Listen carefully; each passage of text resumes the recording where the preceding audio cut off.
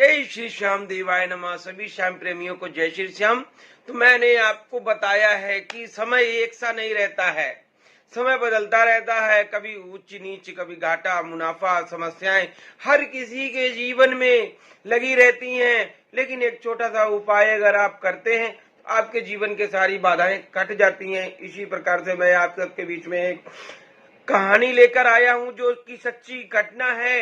राम नरेश चौरसिया जो कि राजस्थान के एक छोटे से गांव के रहने वाले हैं, घर के अंदर बड़े ही इत्मीनान से बच्चों के साथ में प्रेम से रहा करते थे।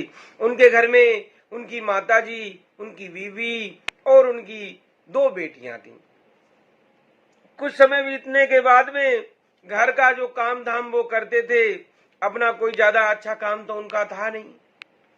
वो एक लेबर जॉब पे काम करते थे, जैसे मजदूर दिहाड़ी कह लो, उस हिसाब से वो डेली का काम करते थे। काम जब गांव में बरसात आ जाती है या ज्यादा गर्मी पड़ने लग जाती है, उस टाइम गांव देहातों में काम नहीं मिल पाता है। चौरसिया जी सोचते हैं कि उनका एक फ्रेंड रहता था बॉम्बे में, वो उन्होंने फोन लगाया, फ्रेंड के साथ बात की। उनका फ्रेंड कहता है गांव में काम नहीं मिल पा रहा, तो आप चले आइए, मैं आपको काम लगवा देता हूं। रात्रि की ट्रेन पे चौरसिया जी ट्रेन में बैठ लेते हैं, अगले दिन उतर जाते हैं। वहां पे बॉम्बे पहुंचने के बाद में देखते हैं बॉम्बे की गलियां, बॉम्बे की शहरों की चकाचौंध, लंबी लंबी गाड़ियां, ऊंची ऊंची इमारतें, चमकती हुई गलियां, चमकती हुई गाड़ियां, चकाचौंध देख के उनके तो होश ही उड़ जाते हैं। कहाँ आ गए हैं, कैसे क्या होगा। समुद्र का किनारा, रात्रि का नजारा कुछ और हटके हो जाता है। हीरो हीरोइनों की गाड़ियां निकलती हैं, स्लीवलेस कपड़े पहनते हैं हीरो हीरोइन, वो देखते हैं। छोटे छोटे कपड़ों में हीरोइनें घूम रही होती हैं, वो देख के उनके तो होश खराब हो जाते हैं, क्योंकि ये सब चीजें उन्होंने देहात में, गांव में देखा ही नहीं था। उन्होंने गांव देहात में देखा था औरतें घर में लहंगा चुनरी पहनती हैं, घूंघट मुंह मार के बैठती हैं। और वहां पे बॉम्बे में देखा एक नया कल्चर, छोटे छोटे कपड़ों में, वो देख के देखते ही रह जाते हैं। तभी उनके फ्रेंड ने सोचा कि कई दिन हो गए ये तो इधर उधर घूमते रहते हैं, क्यों ना इनकी नौकरी लगवाई जाए। अब वापस चले जाएंगे तो पैसा भी नहीं है, किराया कहां से होगा। किसी छोटी मोटी कंपनी में देख के उन्होंने उनकी नौकरी लगवा दी। अब नौकरी में इतनी कोई सैलरी तो थी नहीं, उस टाइम उन्हें वही 10-15 हजार रुपए मिल रहे थे। अब रातों दिन उनके दिमाग में एक ही चीज आया करती थी कि क्या करें, बच्चे कैसे पलेंगे। रात को सोते थे तो बस सपने में बस यही देखते रहते थे कि मेरे बच्चे मेरे साथ खड़े हैं, मेरी माँ की देख रेख कौन कर रहा होगा, मेरे परिवार की देख रेख कौन कर रहा होगा, मेरी बीवी की क्या पोजीशन होगी, मेरे बच्चियों की क्या पोजीशन होगी। बड़े ही उनके विचित्र भाव आ रहे थे दिमाग में। तभी उनका फ्रेंड एक दिन पूछता है रात्रि को उठ के कि चौरसिया जी क्या हुआ, आप रात्रि को सोते क्यों नहीं हो, आपके दिमाग में क्या चलता रहता है।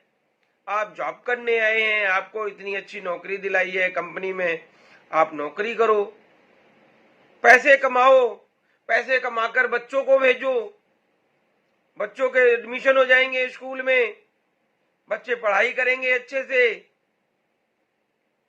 लेकिन चौरसिया जी को कुछ भी सूझता ही नहीं था। चौरसिया जी तो बहुत उदास रहते थे, क्योंकि उनके दिमाग में तो एक ही चीज चल रही थी, मेरी माँ, मेरी माँ, मेरी बेटी, मेरी बेटी। तभी वो एक दिन जॉब पे जाते हैं, उनके साथ में एक अंकल जी उनके पड़ोस वाली मशीन पे काम कर रहे थे। तभी वो पूछते हैं कि चौरसिया जी क्या हुआ, आपको क्या प्रॉब्लम है, आप बहुत उदास हैं, आपके मन में क्या विचार आ रहे हैं, क्या समस्या चल रही है।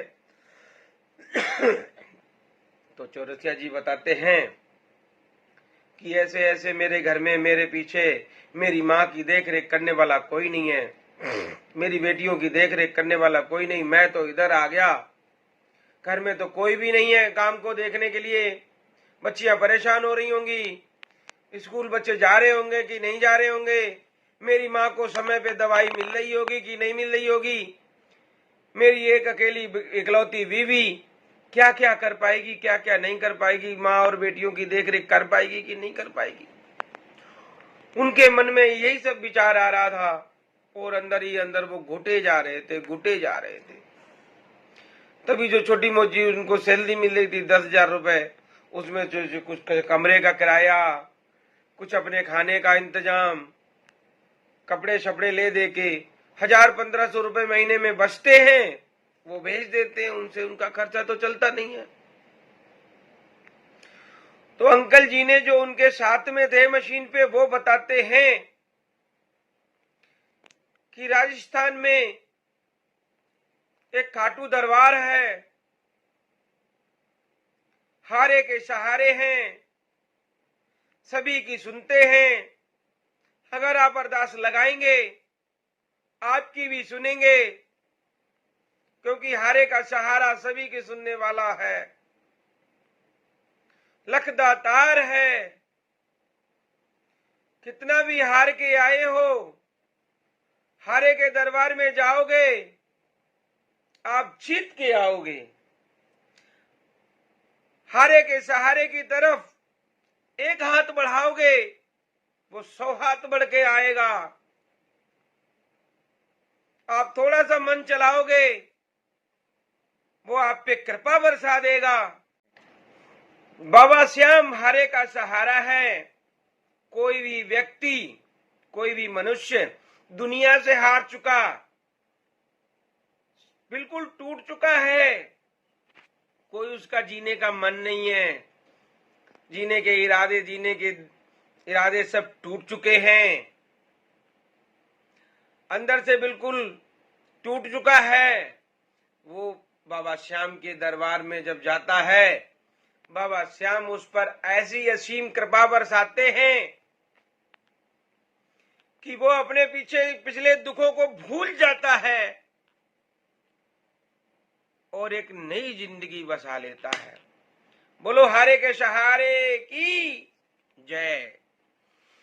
इसी तरह से उन्होंने सोचा, चौरासिया जी ने, कि मैं भी बड़ा परेशान हूं, मैं भी जाता हूं। जैसे ही उन्हें सैलरी मिलती है महीने के लास्ट में, वो अपनी सैलरी लेते हैं और बाबा के दरबार में अपनी अर्जी लगाने के लिए चल देते हैं।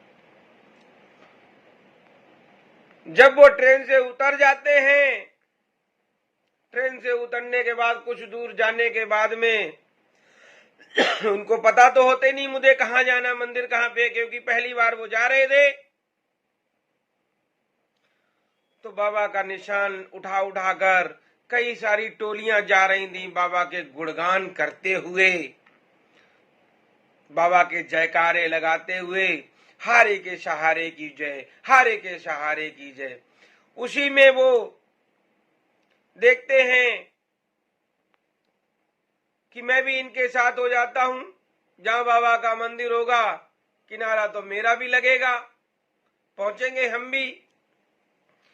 टोली के साथ खड़े हो जाते हैं तो वहां पे एक अंकल जी होते हैं, वो पूछते हैं बूढ़े से,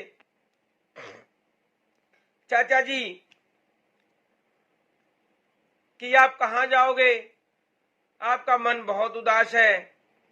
तो चौरसिया जी बताते हैं कि हम वहां से यहां तक तो आ गए हैं, बॉम्बे से यहां तक, अब आगे बाबा की मर्जी है। तो चौरसिया जी कहते हैं आप मेरे साथ चलिए, मेरी टोली में शामिल हो जाइए और मेरे साथ चल दीजिए। तो चौरसिया जी उनके साथ चल देते हैं और रास्ते में जो जो उनके डीजे बजते हैं, जो गाने बजते हैं, चौरसिया जी तो उनमें मग्न हो जाते हैं, अपने आप को खो बैठते हैं, उन्हें नहीं पता होता हम कहाँ जा रहे हैं। गानों में बिल्कुल खो जाते हैं और लंबे लंबे उनके आंखों से आंसू निकलने लगते हैं। तभी वो अंकल जी पूछते हैं, क्या हुआ बेटा, ठीक तो हो ना सब? अब वो कहते सब ठीक हैं, लेकिन मैं तो बाबा के प्यार में खो गया। अंकल जी कहते हैं, अभी क्या देखा तुमने? अभी तो तुम्हारा रास्ता आधा बाकी है, आगे तो और आनंद आने वाला है। धीरे धीरे टोली मंदिर की तरफ पहुंचने वाली होती है। चौरसिया जी मंदिर की चकाचौंध देखकर दंग रह जाते हैं। लंबी लंबी कतारें, बड़े बड़े फैन, बड़ी बड़ी करिश्माएं, हाथों में फूल, हाथों में निशान, हाथों में लड्डू चूरमे के भोग देख देख के चौरसिया जी तो ऐसे दंग रह जाते हैं कि क्या एक दिए तो नई जिंदगी है। यहाँ पे तो हर चीज मिलती है। तो चौरसिया जी जब मंदिर के सामने पहुंच जाते हैं, बाबा का मुकुट और बाबा की मोटे मोटे नैने नयन देख के चौरसिया जी के आंसुओं नीर की धारा बंद नहीं होती है। और चौरसिया जी मंदिर के सामने खड़े होकर अपने आप को भूल जाते हैं और बाबा के दरबार में अरदास लगा देते हैं कि बाबा तू मेरा मैं तेरा, अब मेरे अलावा इस दुनिया में कोई नहीं है, अब तेरे अलावा इस दुनिया में मेरा कोई नहीं है। बाबा तेरा दरबार का भव्य चमत्कार और बाबा की भव्य चमत्कारी लीलाएं सुनकर उनका दिल अंदर से तार तार हो गया, उनका मन अंदर से जलमग्न हो गया, उनका शरीर पूरा पवित्र हो गया। उनके शरीर से जो भी निगेटिविटी उनकी भावनाएं थीं वो सब दूर हो जाती हैं और उनके मन के अंदर पॉजिटिव विचार आने लग जाते हैं और उनके अंदर जो भी मन में जो अरदास थी वो उन्होंने बाबा के दरबार में अरदास लगाई और बाहर आ जाते हैं।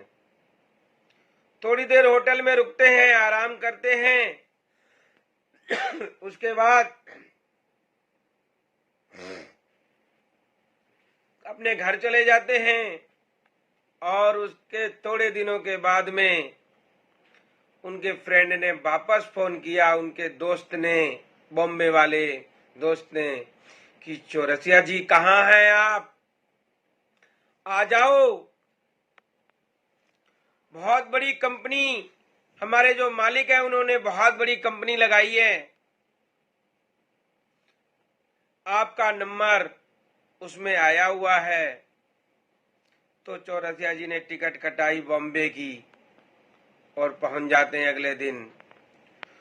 उस टाइम उन्हें 30,000 रुपए की सैलरी पे रखा जाता है, क्योंकि वो एक्सपीरियंस होल्डर थे, उनके पास एक्सपीरियंस था। कंपनी मालिक को क्या चाहिए होता था कि एक्सपीरियंस होल्डर। उनके 30,000 रुपए में उनके घर का बहुत अच्छा खर्चा चलता, उनकी माँ की देखभाल भी हो सकती है, उनके बच्चे पढ़ सकते हैं, उनके बच्चों के लिए खाना की व्यवस्था हो सकती है, उनके लिए सब कुछ हो सकता है, जो वो चाहते थे वो सब चीज मिल सकती है उस पैसे से। तो बाबा श्याम के दरबार में अगर आप अच्छे मन से जाते हैं, सच्चे मन से जाते हैं, तो बाबा आपकी जरूर सुनते हैं। ऐसा नहीं है कि बाबा नहीं सुनते हैं, ऐसा हुआ ही नहीं अभी तक। लाखों करोड़ों देश क्या विदेश से लोग आते हैं, ऑस्ट्रेलिया से, अमेरिका से, बाबा के दरबार में मत्था टेकते हैं और बाबा के दरबार में अरदास लगाते हैं। मैं भारत की बात नहीं करता, मैं अमेरिका की बात करता। अमेरिका से लोग आते हैं बाबा के दरबार में, रूस और रशिया से लोग आते हैं बाबा के दरबार में, बड़े बड़े विदेशी आते हैं। अगर चमत्कार नहीं है, बाबा के दरबार में वो शक्तियां नहीं है जो आपकी परेशानियों को छीड़ कर सकें, तो लोग क्यों आते हैं? रोज नया चमत्कार बाबा के दरबार में होता है। उसी चमत्कार के कारण ही बाबा के दरबार में इतनी तांता लगा रहता है, इतनी भीड़ लगी रहती है। लाखों करोड़ों लोग डेली दर्शन करते हैं। हाँ, अब दिल्ली वासियों के लिए नई खबर भी है। दिल्ली से खाटू श्याम तक हेलीकॉप्टर से दर्शन कराए जाएंगे, कराए जा रहे हैं। खुल चुकी है हेलीकॉप्टर से, पूरा जंबो पैकिंग है। 2 जगह का पूरा जंबो है।